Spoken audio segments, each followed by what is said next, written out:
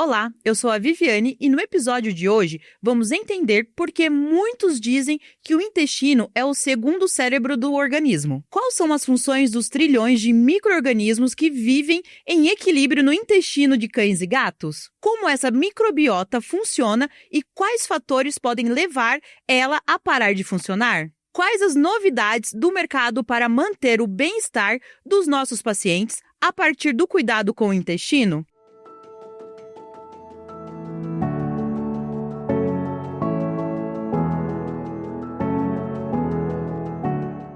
Quem vai nos ajudar a responder essas perguntas é o Dr. Eric Yanomami e a doutora Michele Luziano de Mello. Dr. Eric é médico veterinário formado pela Universidade Federal do Sergipe, tendo atuado por anos no Embrapa, no segmento de nutrição animal, atuando desde 2021 no segmento comercial, realizando trabalho de geração de demanda, capacitação de equipes, elaboração de estratégias e mapeamento e desenvolvimento de áreas, tanto no mercado pet quanto no mercado de saúde animal. Doutora Michele, médica veterinária, formada há 17 anos pela Universidade Metodista de São Paulo, com atuação na clínica de pequenos animais há 10 anos, atuando na área técnica comercial com um foco em vendas e suporte técnico no mercado de saúde animal. Olá, doutor Eric e doutora Michele, sejam muito bem-vindos à VetSmart.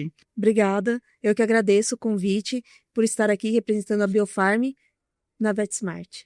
Obrigado pelo convite, é uma honra estar representando a Biofarm aqui nesse videocast. A gente sabe que o VetSmart é uma plataforma renomada no mundo dos médicos veterinários, então vamos prosseguir. Doutora, porque quando falamos em saúde intestinal, estamos indiretamente falando sobre o bem-estar geral dos nossos pacientes? Em quais processos fisiológicos e metabólicos o intestino exerce influência direta? A saúde intestinal reflete o bem-estar animal. O intestino ele é responsável não somente pela digestão e absorção dos alimentos. Ele é responsável também por vários processos. Ele é um órgão multifuncional, dito como o segundo cérebro do corpo. 70% das células imunes estão localizadas no intestino. Ele é um órgão endócrino responsável pela produção de diversos hormônios essenciais, principalmente hormônios responsáveis pela produção de vitamina K e vitaminas do complexo B. A microbiota em equilíbrio ajuda o sistema imune a combater vírus, bactérias e parasitas, ajudando a prevenir diversas doenças, como doenças infecciosas e doenças autoimunes. Cerca de 90% da serotonina, que é um hormônio responsável pelo bem-estar animal, ele é produzido no intestino. Ah, bacana. E eu já ouvi dizer também que o intestino é o maior órgão imunológico do corpo. Essa afirmação está correta? Como acontece essa comunicação entre o intestino e o sistema imune? Sim, essa afirmação está correta. O intestino é o maior órgão imunológico do corpo. A comunicação entre o intestino e o sistema imune é algo bem complexo, bidirecional e essencial para o equilíbrio imunológico. Envolve, essa complexidade a microbiota intestinal, a barreira epitelial e o tecido linfóide associado ao intestino, que é o GALT. 70% das células do sistema imune estão localizadas no intestino. E disfunções nesse equilíbrio podem levar a inflamações crônicas e doenças intestinais. Legal. E falando sobre essas bactérias benéficas, de onde elas vêm, o que elas comem e onde elas vivem? A colonização das bactérias benéficas começa desde o nascimento, do primeiro contato com a mãe e o meio ambiente. O principal local dessas bactérias é o intestino, especialmente o intestino grosso. Elas formam uma microbiota que atua como uma barreira protetora, auxiliando na digestão e absorção dos alimentos. Essas bactérias benéficas, elas são chamadas de probiótico. E elas se alimentam de fibras e carboidratos não digeríveis, que são os pré-bióticos. A nutrição dessas bactérias, desses probióticos, são essenciais para manter o equilíbrio intestinal. Já as bactérias patogênicas, elas não têm enzimas para digerir os pré-bióticos. E esses probióticos, eles competem por sítio de ligação na mucosa intestinal, inibindo a proliferação de bactérias patogênicas. Legal. E ainda falando sobre isso, né? O que mantém esse sistema em equilíbrio e o que impede a proliferação descontrolada de micro-organismos patogênicos ou crescimento excessivo de determinadas? O equilíbrio depende de uma série de fatores fisiológicos, como a microbiota intestinal saudável. O pH intestinal ele é crucial para a absorção de nutrientes e proteção da mucosa. O pH do intestino grosso, ele varia. Ele fica ali, o pH médio é em torno de 6,6, onde há um favorecimento do crescimento das bactérias benéficas. Já as bactérias patogênicas, elas preferem um pH mais alcalino. Agora, se a gente tem um desequilíbrio ou um pH muito ácido ou um pH muito alcalino, pode indicar problemas digestivos, como má absorção ou a desbiose. Quando acontece um desequilíbrio, né? O que fisiologicamente acontece com o intestino e com os organismos como um todo? Quais sinais clínicos o veterinário deve observar como indicativo de desbiose? A desbiose ela é definida como um desequilíbrio da microbiota intestinal. Tem diminuição das bactérias benéficas e aumento das bactérias patogênicas. Esse desequilíbrio pode levar a uma série de problemas, como inflamação intestinal e aumento da permeabilidade. Caso tenha um aumento da permeabilidade, vai acabar permitindo que bactérias e toxinas acabem adentrando a corrente sanguínea. Má absorção de nutrientes e vitaminas do complexo B. A desbiose crônica ela está associada a doenças autoimunes, alergia, obesidade, entre outros. Os sintomas mais comuns da desbiose são diarreia, fezes amolecidas, diminuição de apetite, perda de peso, dor abdominal, flatulência e pode acontecer também de ter alterações de comportamento. E quais pacientes têm mais tendência a apresentar esse quadro? A desbiose está mais associada a animais que têm doenças crônicas ou uso de medicamentos prolongados, como antibiótico e anti-inflamatório. Lembrando que os antibióticos, ele não mata só bactérias patogênicas, mas acaba matando bactérias benéficas também. Animais que comem alimentos de baixa qualidade ou alimentos ultraprocessados também pode desencadear a desbiose. Infecções por bactérias, vírus, parasitas ou qualquer coisa que possa levar a um desequilíbrio dessa microbiota intestinal pode levar a um quadro de desbiose. A idade pode ser um fator também, como animais jovens que acabam tendo um desmame precoce, entrando com uma alimentação seca, ou animais idosos que acabam sendo mais suscetíveis. Resumindo, um pet com estilo de vida que comprometa essa microbiota intestinal tem maior tendência a ter um quadro de desbiose. Dr. Eric, pensando na conscientização dos tutores, quais são aquelas atitudes, né, do dia a dia que podem parecer inofensivas, mas acabam desestabilizando ali a microbiota intestinal dos pets? Uma das atitudes que parecem inofensivas e que são bastante comuns seria a administração de alimentos humanos e petiscos inadequados, principalmente os ultraprocessados, que vão auxiliar nesse quadro de desequilíbrio intestinal. Assim como mudanças bruscas na alimentação, seja por um viés financeiro ou até mesmo quando o tutor não encontra aquela ração que o animal está consumindo, como também animais que sofrem por estresse crônico, seja ele por mudança de rotina, mudança de manejo, de hábitos, até mesmo com a inserção de um novo indivíduo na sua rede domiciliar. Ali são animais que fizeram uso prolongado de antibióticos, como nossa colega acabou de mencionar. Os antibióticos, além de eliminar as bactérias patogênicas, em detrimento também vai eliminar as bactérias benéficas, levando a um quadro de desequilíbrio intestinal. Assim como animais idosos, naturalmente tendem a perder a grande quantidade de cepas benéficas. Então é super importante essa reposição. Dr. Eric, na literatura atual também, quais são as composições mais estudadas ou eficazes de suplementos voltados à saúde intestinais de cães e gatos? Além de prebióticos e probióticos, que outros nutrientes ou compostos bioativos podem contribuir para a função intestinal e o bem-estar geral, como vitaminas, minerais e antioxidantes? As composições mais estudadas e que já têm a sua eficácia comprovada seriam as associações de bactérias do gênero Lactobacillus, Bifidobacterium, Enterococcus, as leveduras do gênero Saccharomyces. Além disso, a associação com prebióticos, que configura um simbiótico, principalmente os nanoligosacarídeos, que são carboidratos não digeríveis provenientes da parede celular de leveduras, os fruto-oligosacarídeos, que também são carboidratos não digeríveis provenientes da chicória.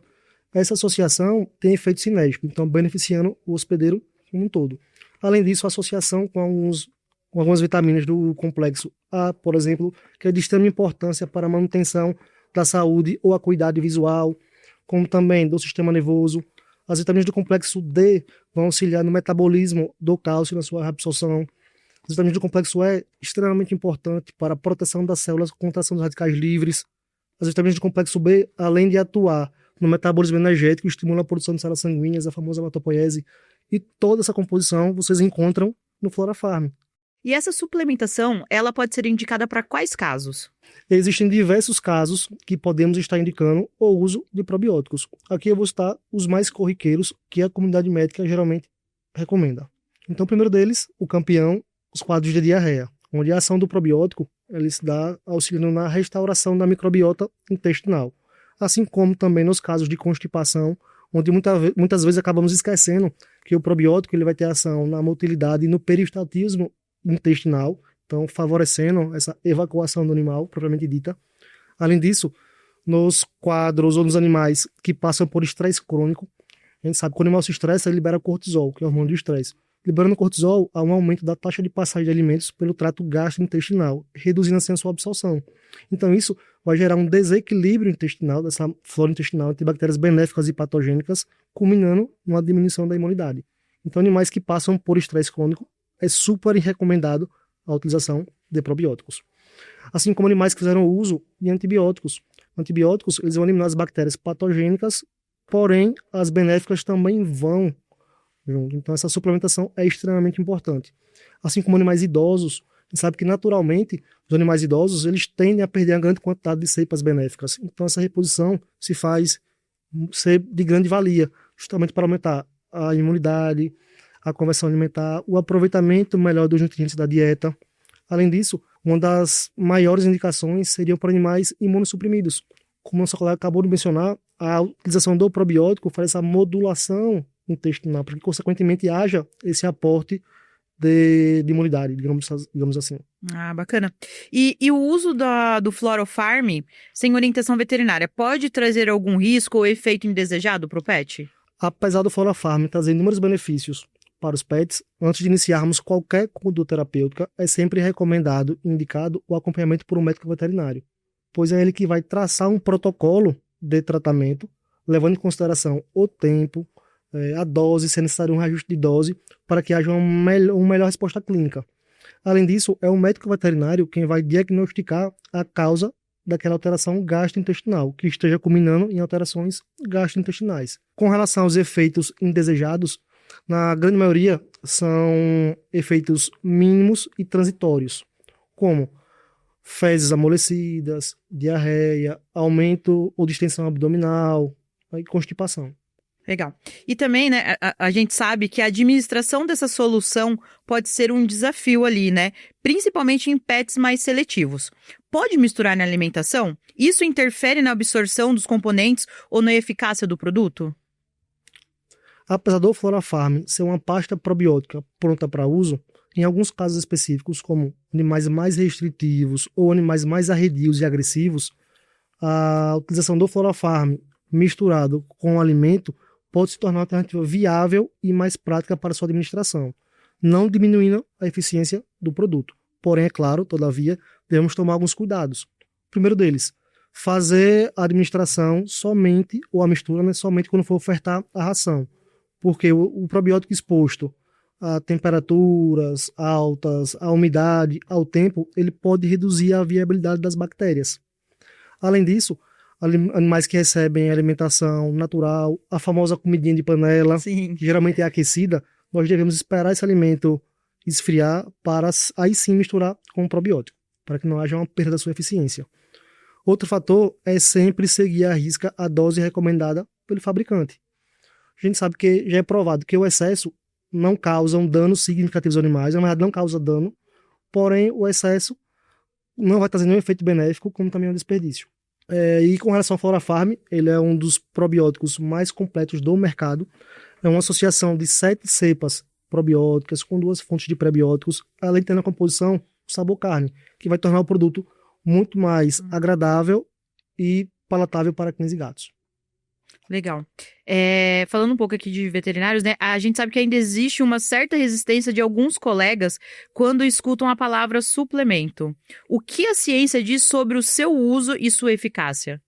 Primeiramente, suplementos nada mais são do que substâncias que são adicionadas à alimentação de cães e de gatos, primeiramente com a finalidade de complementar a dieta, segundo, de prevenir doenças, ou ser um coadjuvante do tratamento de doenças, como também na melhora da performance pensando em animais atletas.